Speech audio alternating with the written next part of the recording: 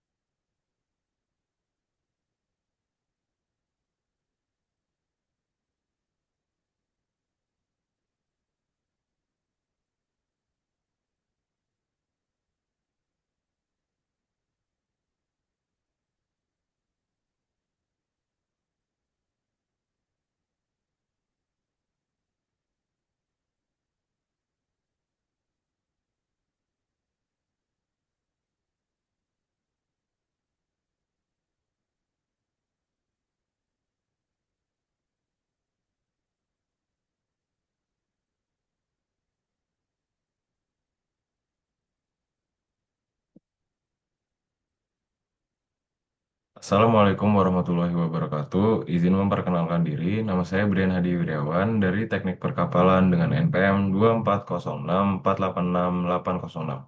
Di sini saya akan mempresentasikan hasil perancangan dan analisis PLTGU pada Kecamatan Lambewi, Kabupaten Puncak di Papua. Berikut merupakan latar belakang desa. Desa ini merupakan wilayah terpencil pada Kecamatan Lambewi, Kabupaten Puncak di Papua, dan memiliki keterbatasan akses jaringan listrik PLN karena letaknya jauh dari pusat distribusi dan infrastruktur transmisi utama. Pada tahun 2024, Kecamatan Lambewi yang terletak di Kabupaten Puncak, Provinsi Papua Tengah, tercatat memiliki jumlah penduduk sekitar 4.045 jiwa, dengan jumlah 1.887 kepala keluarga, berdasarkan data Badan Pusat Statistik Kabupaten Puncak.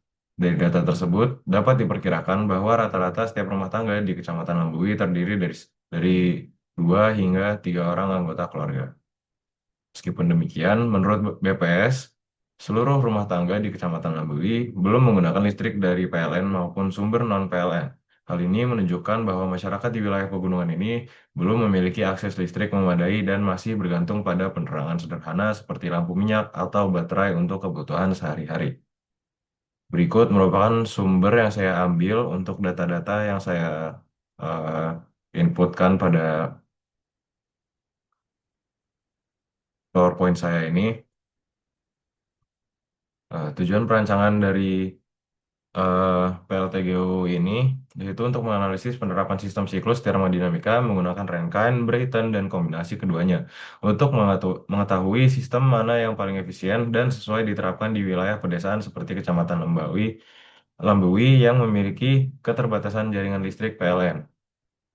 Yang kedua yaitu memenuhi kebutuhan dasar energi masyarakat, terutama untuk penerangan, kegiatan ekonomi, rumah tangga, fasilitas pendidikan, dan layanan kesehatan. Yang ketiga, mendukung pemerataan pembangunan energi nasional khususnya di daerah 3T yaitu tertinggal, terpencil, terluar, seperti Lambewi yang hingga kini belum teraliri jaringan PLN. Yang keempat, meningkatkan kualitas hidup masyarakat dengan terciptanya lingkungan yang lebih produktif, aman, dan sehat berkat tersedianya pasokan listrik yang stabil. Dan yang terakhir yaitu menentukan kapasitas dan efisiensi pembangkit listrik yang optimal berdasarkan kebutuhan daya total sekitar 1,73 megawatt, hasil perhitungan konsumsi listrik rata-rata sebesar 915 watt per rumah tangga. Berikut merupakan asumsi kebutuhan rumah tangga eh, yang eh, saya input ke dalam data untuk kebutuhan tiap kepala keluarga. Berikut merupakan perhitungan dari kebutuhan energi pada kecamatan tersebut. eh, Jika diambil dari 4.045 dibagi dengan rata-rata anggota keluarga tiap rumah, yaitu menunjukkan 1.887 kepala keluarga. Dengan total energi yang dibutuhkan dikalikan dengan eh, jumlah kebutuhan rumah tangga. Seperti yang saya sudah bilang, yaitu 915 watt, yaitu 1.887 dikalikan dengan 0,915 kilowatt, yang menghasilkan 1.727,505 kilowatt. Dan jika diubah menjadi megawatt, yaitu sebesar 1,73 megawatt. Berikut merupakan merek referensi saya untuk siklus Rankine. Di turbin, saya memiliki turbin dari merek Siemens Energy, yaitu SST 110, dan untuk pumpnya ada KSB Multitech. Lalu berikut siklus Rankine-nya, dan ini data yang saya ambil, yang saya punya, sebesar ini. Hitungannya ada di slide-slide selanjutnya. Oke, dengan P1 sama dengan P4 yaitu saya mengambil di 10 kPa dan P3 sama dengan P2 saya mengambil di 6 MPa dengan suhu 500 derajat Celcius. Maaf, sebelumnya ada efisiensi turbin saya menggunakan 85% dan efisiensi pumpnya yaitu 80% karena bentuk umum untuk efisiensi kedua tersebut. Oke, selanjutnya ada diagram TS dan penjelasan tiap fase. Yang fase pertama yaitu condenser to pump. Karena tadi pressure-nya saya ambil di 10 kPa, seperti pada tabel, data-data lainnya sudah eh, ada di samping-sampingnya ini, sejajar sederet ini. Yaitu karena pressure-nya 10 kPa, maka temperature-nya yaitu 45,811 derajat Celcius yang merupakan saturated liquid, dan entalpinya yaitu 191,81 kilojoule per kilogram dikali K. Lalu untuk entropinya 0,6492 kilojoule per kilogram dikali K. Lalu untuk V1 yaitu spesifik volumenya sebesar 0,001010 meter kubik per kilogram. Lalu untuk fase 2-nya yaitu pump to boiler, karena P2-nya 6 MPa, maka state 2S yaitu keluaran pompa isentropik dengan hasil seperti ini, hasil akhir dari WPS ini dengan rumus VF dikali P2 min P1 dengan hasil 0,001010 dikali 6.000 dikurang 10. Hasilnya menggunakan kilojoule per kilogram. Lalu hasilnya di bawah ini yaitu 6,0499 kilojoule per kilogram. Untuk H2S sendiri menggunakan rumus H1 plus WPS, yang dimana hasilnya menjadi 197,8599 kilojoule per kilogram. Lalu untuk state 2A-nya yaitu keluaran pompa aktual dengan efisiensi pump 80%. Efisiensi pump dicari dengan WPS dibagi WPA.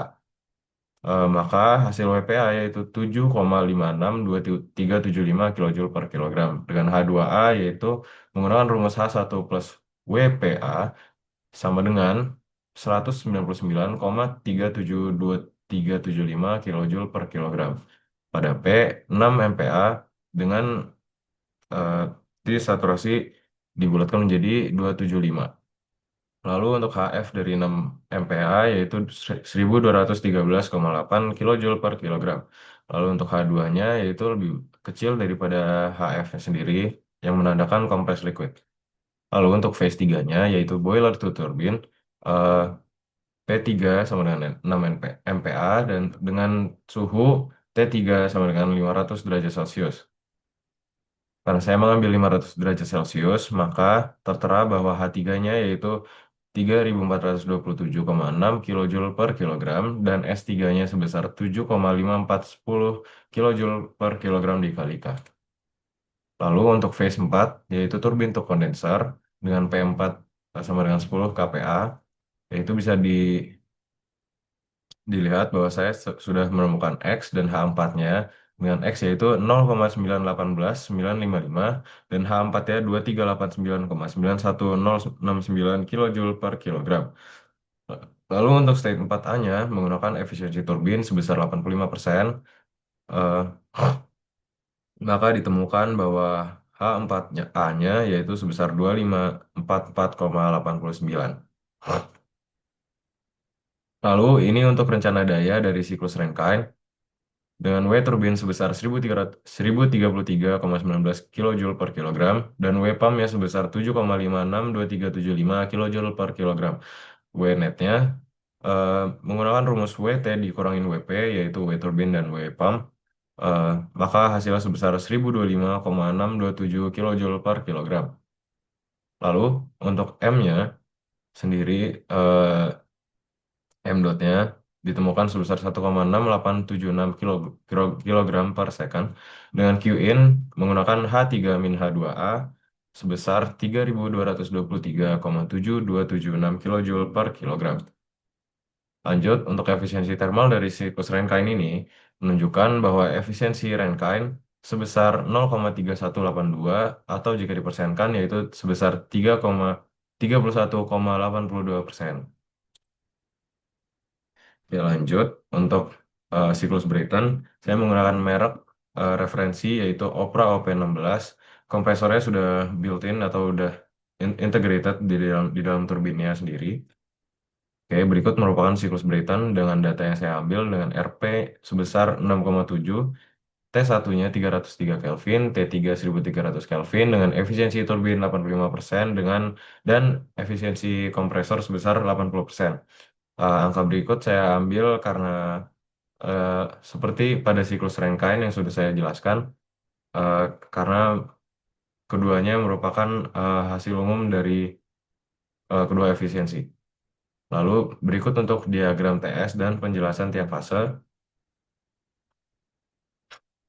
Fase satu yaitu T1 sama dengan 30 derajat Celcius atau sebesar 303 Kelvin. Lalu phase 2-nya yaitu kompresi eh, dengan T1 ya sama dengan 303 Kelvin. Berikut pada state 2S, yaitu kompresor ideal dengan RP 6,7, ditemukan bahwa T2S-nya sebesar 521,725 Kelvin. Lalu untuk state 2A, yaitu kompresor aktual dengan efisiensi kompresor 80%, T2-nya saya temukan yaitu sebesar 576,406 Kelvin. Lanjut untuk phase 3 turbin eh, T3 sama dengan 1300 Kelvin. Dengan phase 4 yaitu turbin ideal dengan T3 sama dengan 1300 Kelvin. Mohon maaf. Eh, di gambar tertera bahwa saya telah menemukan T4S yaitu sebesar 755,37 Kelvin dengan state 4A yaitu turbin aktual menggunakan efisiensi turbin yaitu sebesar 85% dan T4-nya ditemukan bahwa sebesar 837,07 Kelvin. Lalu berikut rencana daya dari siklus Brayton yang saya buat dengan WC atau kompresor yaitu CP dikali dengan T2 min T1 hasilnya sebesar 274,767 kilojoule per kilogram. Selanjutnya ada WT atau dari turbine dengan CP dikali T3 min T4 dengan hasil 465,245 kilojoule per kilogram. Lalu ada W netnya, yaitu W turbin dikurangin W kompresor sebesar 190,478 kilojoule per kilogram. Lalu M dotnya sendiri di sini sudah ditemukan juga jawabannya yaitu sebesar 9,08 kilogram per second. Lalu untuk QN-nya sendiri menggunakan rumus CP dikali T3 min T2 dengan hasil 727,218 kilojoule per kilogram.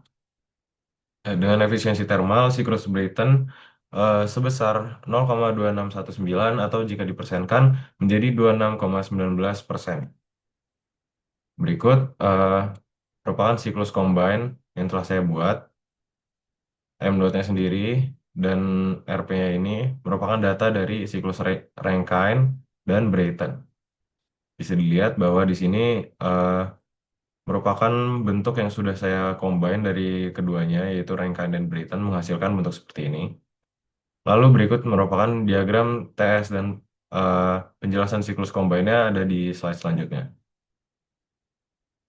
Oke, ini data siklus Rankine yang telah saya buat di slide Rankine sebelumnya, yang saya taruh ke siklus combine dengan W turbin sebesar 1033,19 kJ per kilogram dan W pump sebesar 7,562375 kJ per kilogram dengan W net sebesar 1025,627 kJ per kilogram.